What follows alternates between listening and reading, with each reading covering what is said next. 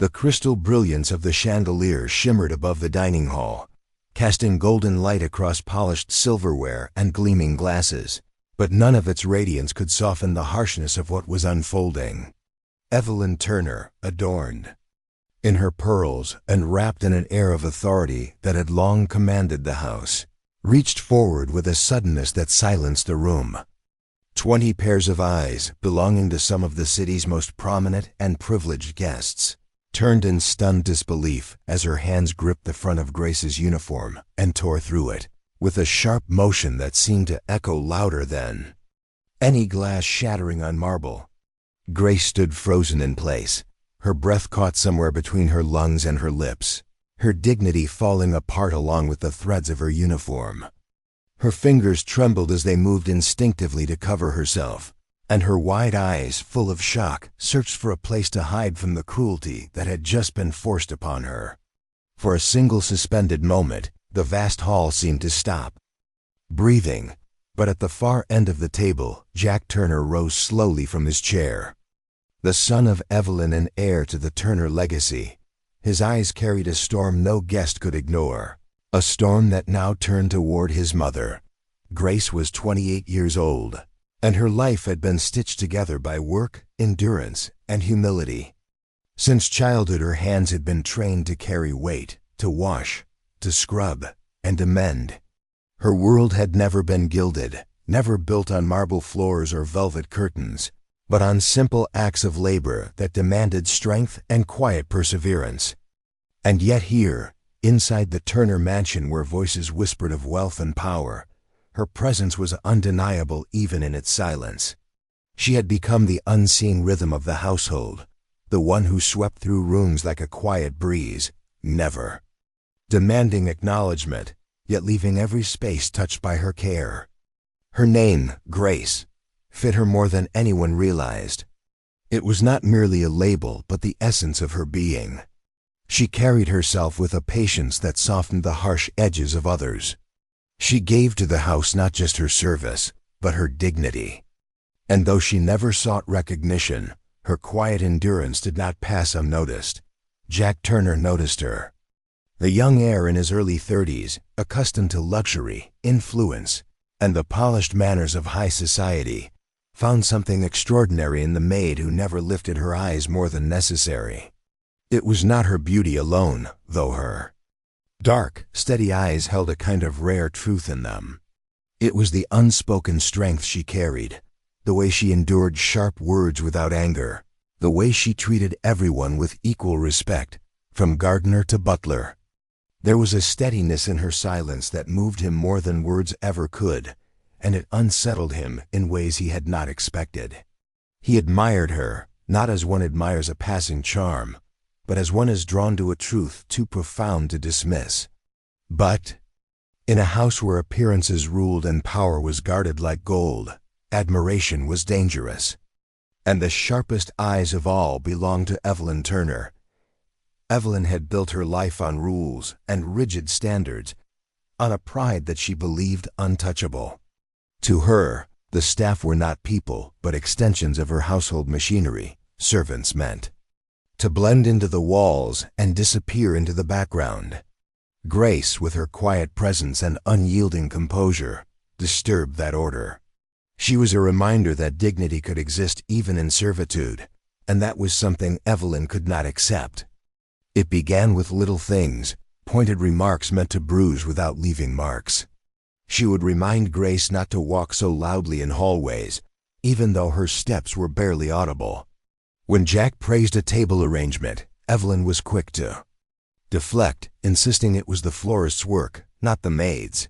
Grace never fought back. She would bow her head and answer softly, always with the same respectful, "Yes, ma'am." But Evelyn noticed the way Jack's gaze lingered longer than it should, the subtle warmth in his tone when he spoke to Grace, and in those details. Evelyn saw danger.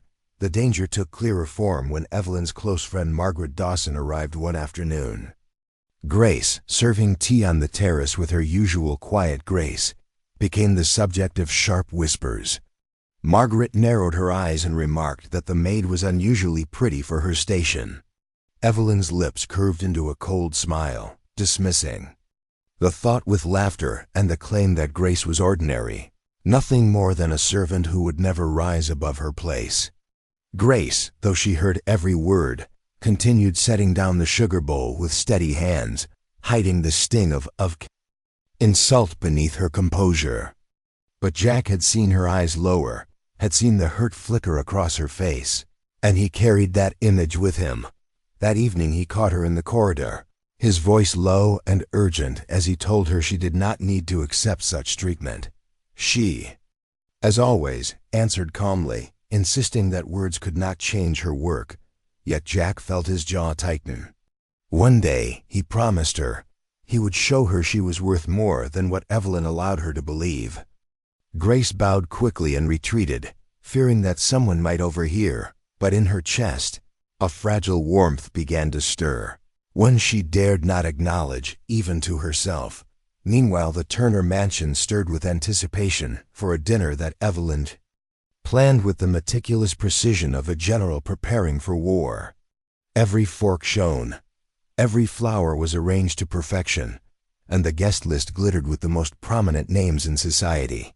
To Evelyn, this was not simply a dinner, it was a stage for her control, a reminder to all that her household was flawless under her rule.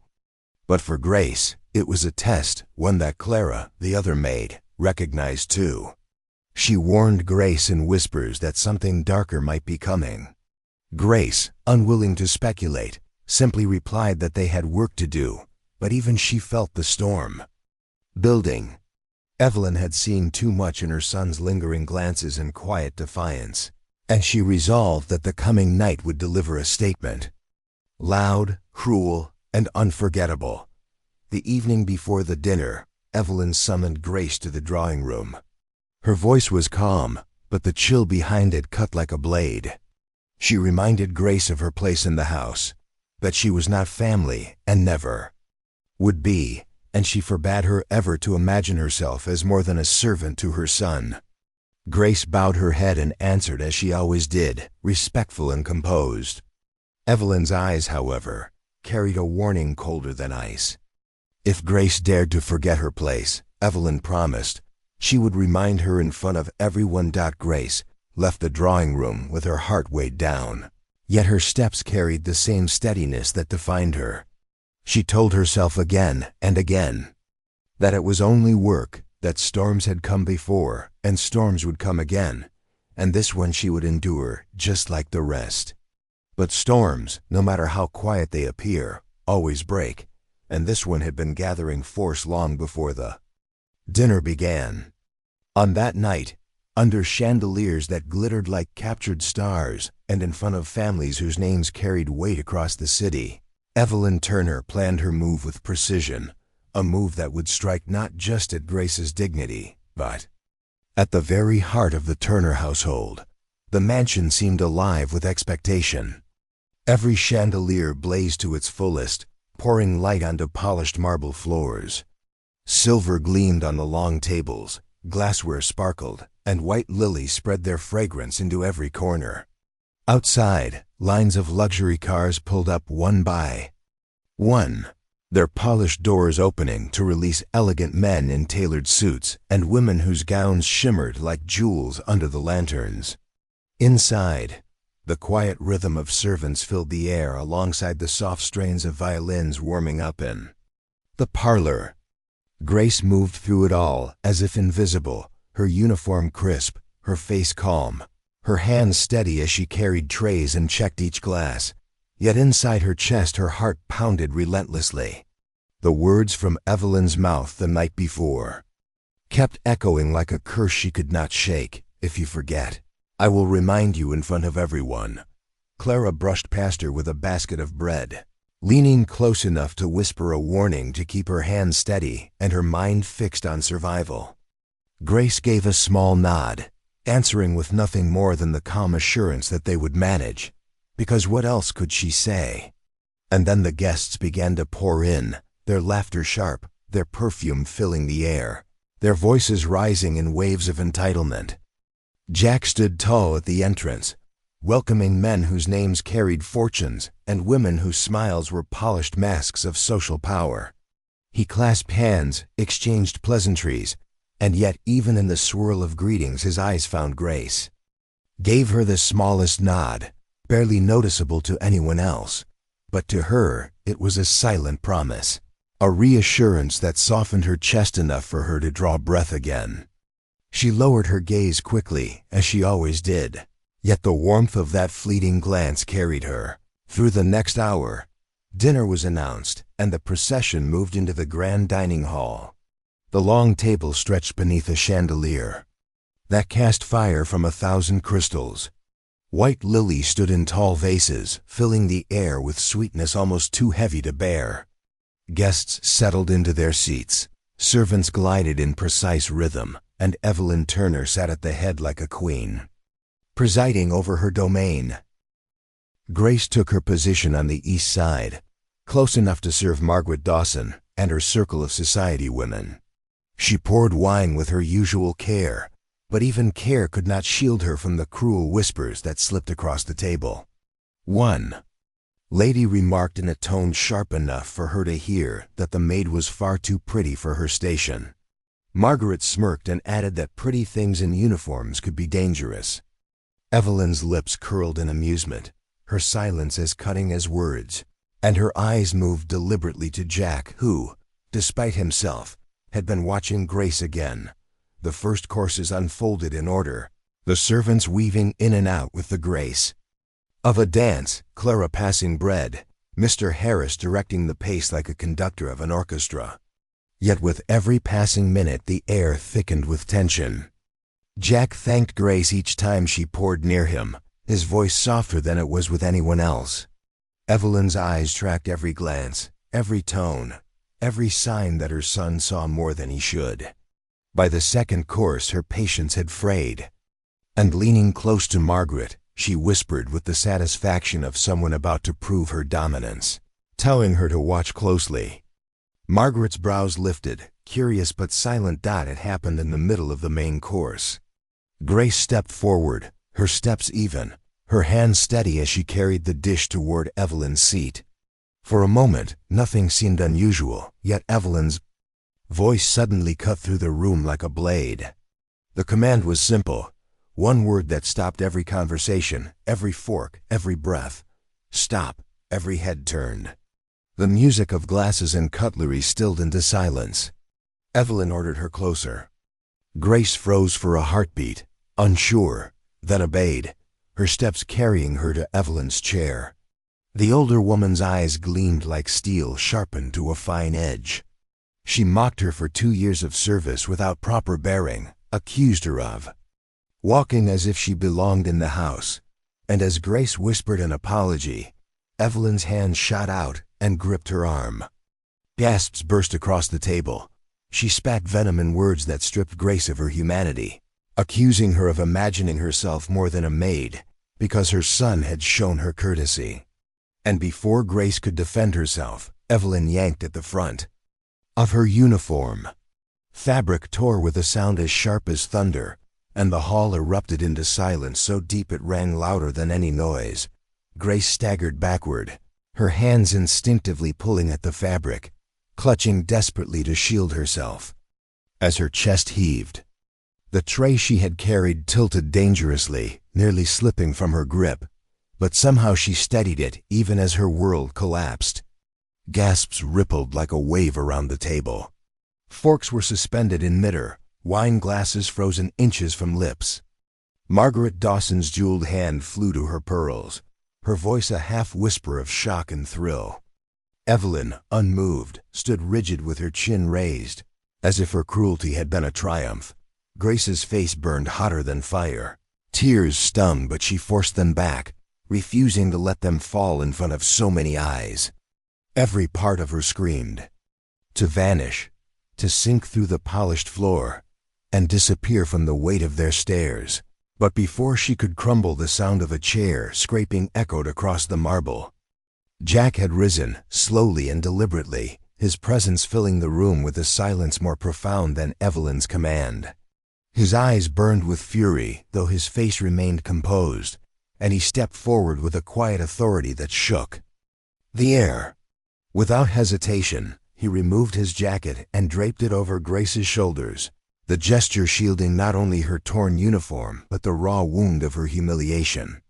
His hand lingered long enough to steady her trembling arms, his voice emerging low but unyielding as steel. That was enough. Evelyn's lips parted in shock, her face paling as she realized what had just happened. Jack accused her of humiliating Grace, not for failing in her duties, but for daring to exist in a space Evelyn deemed unworthy. His voice rang across the hall, firm and relentless, cutting through the silence with truth too sharp to ignore. He told her she had exposed cruelty, not class, in front of their guests. Murmurs spread around the table. Some nodded faintly, others lowered their eyes, embarrassed by what they had witnessed. Grace stood frozen, her tears finally spilling, though hidden beneath the shield of Jack's jacket. His words wrapped around her like a promise, one she had never dared dream of. Evelyn's pride cracked under the weight of his defiance. She hissed her accusation, claiming he would defend a maid over his own family. Jack's reply was simple, his voice steady as stone. He was defending what was right, and that was what family should mean. The words struck the hall like thunder, leaving no space for argument. Guests shifted uneasily, some pretending to sip wine, others staring down at their plates, all realizing they were witnessing not a dinner, but a reckoning. Margaret forced a brittle laugh, suggesting they enjoyed dessert, but no one moved. The dinner had been shattered, replaced by something larger, a truth that no one could escape. Grace lowered her head, whispering gratitude, but Jack silenced her gently, reminding her she owed no thanks for being treated as human.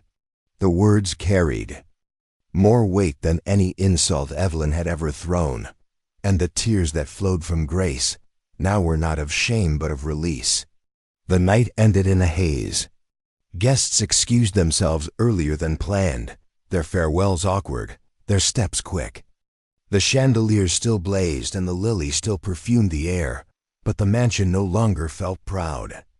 In the servants' corridor, Clara squeezed Grace's hand, telling her she had stood tall, though Grace denied it, insisting she had only stood because Jack had. Yet in her heart she knew the truth. Something irreversible had shifted. Meanwhile, Evelyn sat alone in the grand hall, her pearls still glinting, though her pride lay fractured. She had meant to tear Grace down before the eyes of the powerful, but instead she had exposed her own cruelty and revealed the strength of her son's heart. The household, the guests, the servants, all of them had seen it, and the weight of it left the mansion heavy with silence. The following day, whispers spread through the halls like smoke after fire. The staff, who usually filled their quarters with chatter and laughter, spoke in hushed tones, their eyes filled with awe. What they had seen was unforgettable: the ripping of cloth, the defense of Jack, the collapse of Evelyn's untouchable pride. Grace sat alone in the staff room, her head bowed as her fingers traced the edge of Jack's jacket, still draped over her shoulders. She had not returned it yet, unable to bring herself to let go of the faint scent of his cologne, unable to forget the way he had stood for her in front of everyone. Clara slipped into the room quietly, noting her sleepless eyes, and reminded her of the strength she had shown. Grace shook her head, saying she almost broke, saying she only stood because Jack had held her up, but Clara insisted the strength had always been hers. Grace said nothing, unable to believe it, her mind still replaying the moment of fabric tearing and eyes piercing into her like flames. Morning came, and as she prepared trays in the kitchen, Jack entered. She froze, uncertain of what to say. But he wasted no time on formality. He apologized for what had happened, claiming responsibility for the house and for his family, saying it should have been safe for her there. Grace tried to dismiss his words, reminding him that safety had never been promised in her life, yet Jack would not accept it. He set the tray aside, telling her he would not allow his mother to treat her that way again, not while he was there. Her heart raced with fear as she urged him to stop, warning that Evelyn would only grow angrier, reminding him of the danger they faced. Jack did not deny it. He finished her thought with certainty. Evelyn was right to suspect he cared for her.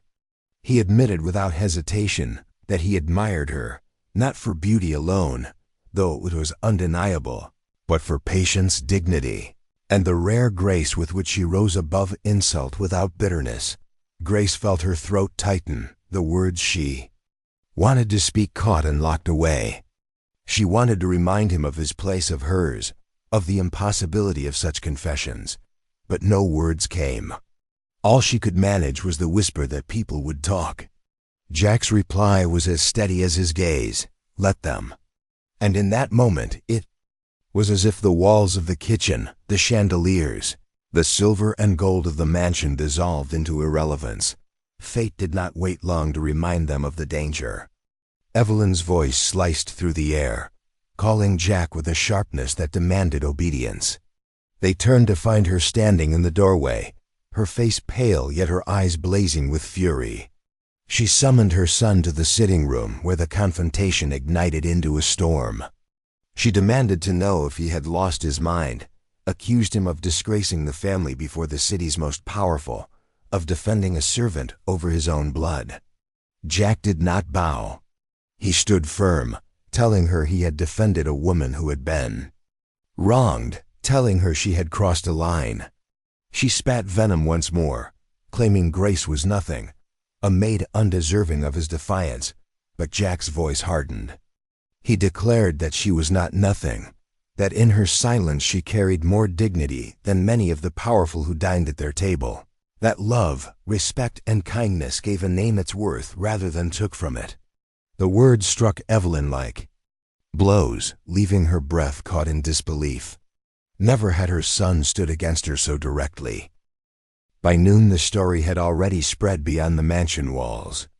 Guests whispered it with shock, others with admiration.